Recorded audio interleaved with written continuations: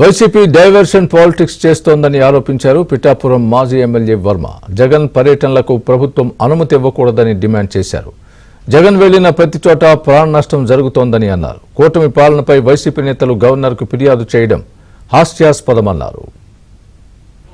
జగన్మోహన్ రెడ్డికి బాధ ఏంటంటే సూపర్ 6 పథకాలు ప్రజల్లోకి వెళ్ళిపోవడం జగన్మోహన్ రెడ్డి బాధగా ఉంది. అందుకే ఈ డైవర్షన్ అటు గవర్నర్కి వెళ్ళడం, ఎక్కడికెక్కడ మాట్లాడడం శాంతి భద్రతలు లేవని. చంద్రబాబు నాయకత్వంలో తల్లికి వందనం 100% అందరికీ కూడా అందడం జరిగింది. అదేవిధంగా ఉచిత బస్ ప్రయాణం ఇస్తున్నాం. అన్నదాత సుఖీభావకి డేట్ ఇచ్చారు, నెక్స్ట్ మంతే.